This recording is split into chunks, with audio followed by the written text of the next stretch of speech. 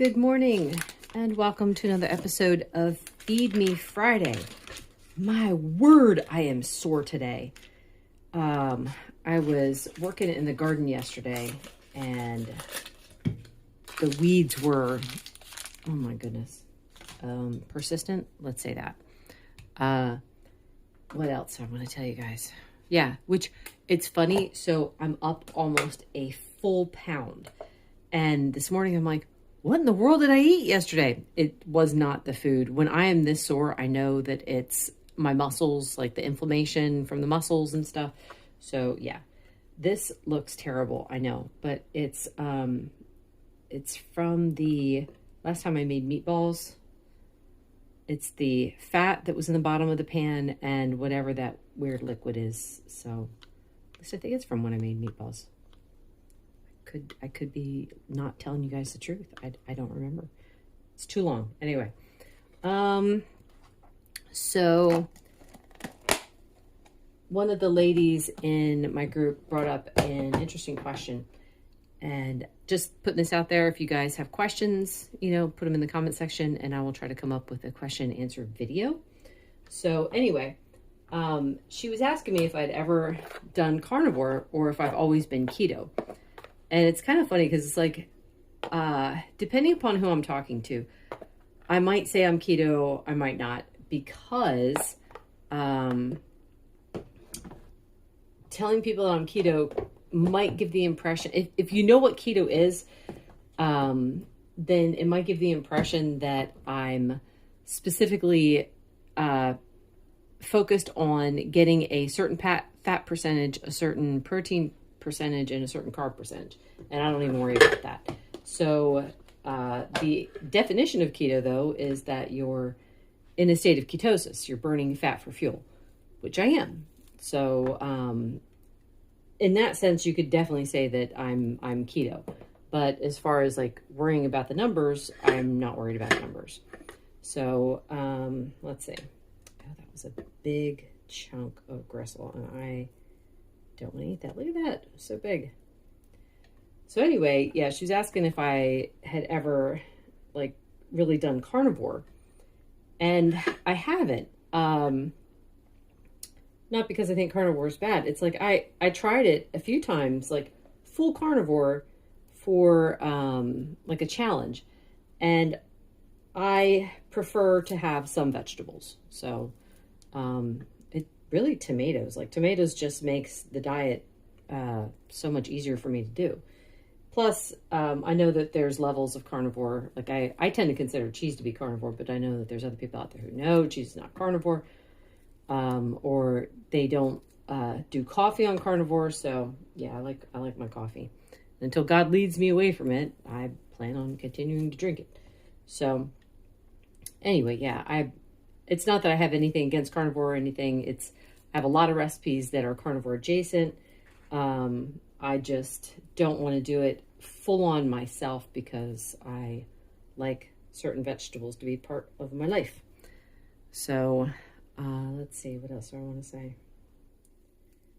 I'm happy to hear that my friend Cassie from Carnivore Quest is doing well. Like she just got her results back. She was worried that her cancer had come back, and praise God it hasn't.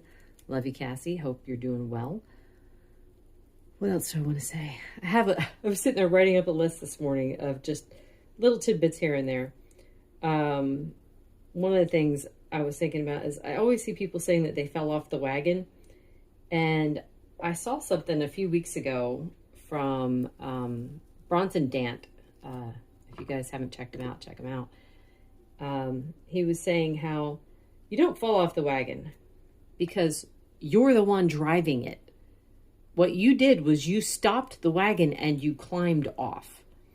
And that's how that works. And I'm like, oh my goodness, that was such a mind-blowing moment, because to say that you fell off the wagon, that sounds like someone else is driving it. Someone else is making you eat a certain way or whatever. And it's like, when you get back on the wagon, it's that you took the reins again. You decided that you were going to be in charge again. So it's like you're the one driving the wagon. You're the one who decides where it's going to go. it's not like you accidentally fell off or whatever. So I thought that was interesting. Keep checking my list. I got a wonderful compliment last night from one of the guys in the diabetic group. I'll wash my hands. I'll be right back. This is Glazed Pull-Apart Donut by McCafe brand. I can't remember where I got this. I feel like I got it just at the grocery store. Anyway, scoop of collagen, 2 tablespoons, almost 2 tablespoons of heavy cream, a few dashes of salt, and a tablespoon of butter. So anyway, this man was paying me a fabulous compliment by saying that it was one of the best. I don't know if he said one of the best or the best, but anyway, he was saying it was like one of the best diabetic groups out there. And that just made me feel really good because he was asking if there was anything he could do to help. And I'm like, yes, keep doing what you're doing, which is he's sharing information, things that like certain foods that he's having that are okay and stuff like that. That's what I want to see. And information. There was someone had shared last week about how, I thought this one was really interesting, scary, but interesting.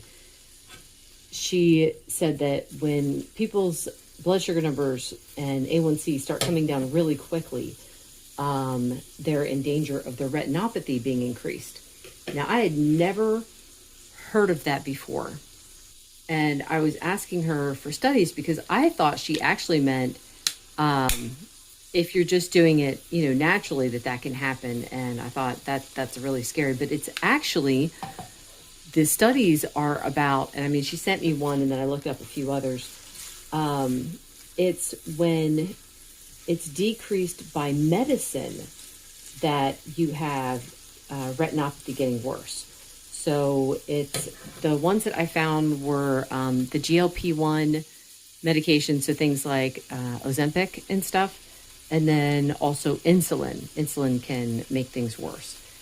And that's so odd to me because these medicines are supposed to, they're supposed to quickly bring down the numbers. And that's what you want. You want the numbers to come down. But then at the same time, they're causing problems. So this was something that I had learned, not about the retinopathy, but in the study that was done where they looked at 5 different studies, and they found that when they chased an A1C with medicine, when they chased a certain level, they found that the diabetics got worse. So they were like, okay, let's stop chasing the numbers with medication. And what that resulted in was them telling patients and stuff, oh, you don't need to get your numbers down past a certain point. You're fine at this certain point. And that, I don't like that. I think that's a bad idea, because then it makes people think, oh, well, I'm safe at this higher level. And they're not. There's damage, a lot of damage still going on. So it's like they could still lose a foot, and imagine how awful that would be. So, let's see, there was something else I wanted to say.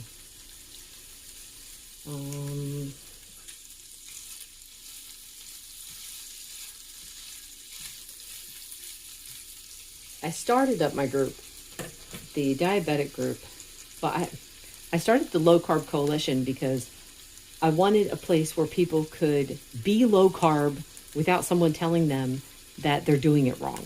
So it's like, oh, you're not carnivore enough, you're not keto enough. Like, no. If you fall under that umbrella, that's where you're going to feel good. That's where you're going to find recipes. That's where you're going to be able to post your successes without people telling you you're not doing it right.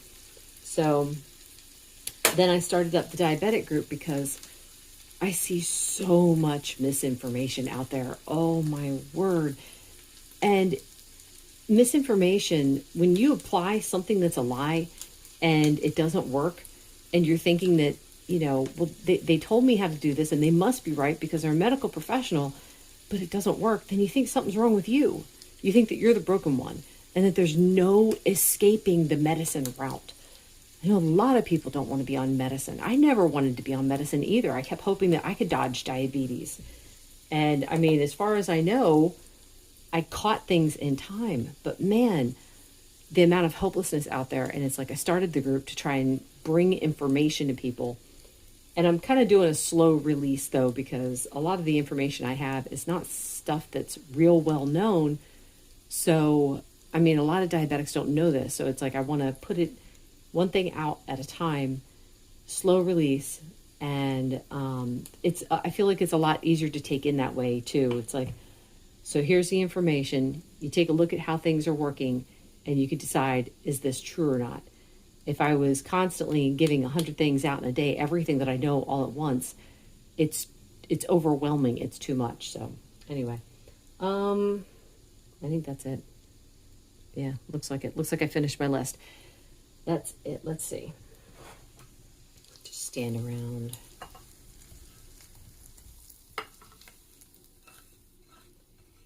I got some cooking I got to do today. My daughter has to work, so I'm gonna. And it's her week, so but I'm going to help her out and get some stuff made. Like carnitas. Oh my goodness, carnitas is one of my favorite meals. That's not enough butter. Give me a second. There we go. Perfect. All right. For anyone who's new, I like to weigh my food. I weigh it after it's cooked, and then I'll add extra butter in because I'm trying to get up to 100 grams. Don't go by my numbers. I'm at maintenance weight. It took me a while to figure out that this was the amount that I need to get me 4 hours where I don't need any snacks in between. So if you want to weigh your food, do it, but don't think that if you can't do the same amount that I'm doing that, you're not doing it right. That's not it at all. Everyone's got to find their own level where if your goal is to get healthy and, maybe lose some weight, then adjust the numbers as you see fit. Don't think you have to follow mine. Anyway, that is it for now. I will talk to you guys later. Lunch is half of an avocado, some Mexican meatballs, and some sour cream and stuff. This is not as much as I normally would have because I was sneaking some bites of this. So yeah, all told, it's going to be the right amount of food. And then a cup of coffee. This is a mix of all kinds of stuff. But anyway, 2 tablespoons of heavy cream, tablespoon of butter, scoop of collagen, and a few dashes of salt. I've been busy. So in here we got carnitas, and then these 2 containers here have sliced sirloin. Some I made on the stove, some I made on the grill, and then some Mexican meatballs. Dinner is carnitas with cheese. I'll put the recipe link in the description, with some sour cream and some pickled jalapeno peppers. Thank you so much to the Keto Twins for turning me on to these. They are amazing. Coffee it's a new flavor. Can't remember what it is, but it's some sort of decaf. Dang it, what is it? I don't remember. Wow, that's pretty bad. Anyway, scoop of collagen, 2 tablespoons of heavy cream, tablespoon of butter, and a few dashes of salt. And I'm going to check in with you guys later because I have something else new to share. So this is what I wanted to show you guys. This has been my bridge lately for the end of the night.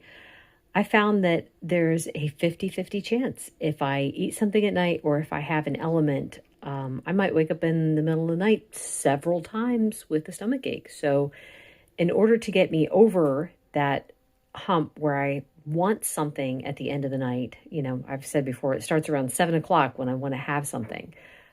I won't be hungry. I just want something. So this is to get me through that. This all it is really hot water and a few pinches of the flaked smoked salt, Malden smoked salt.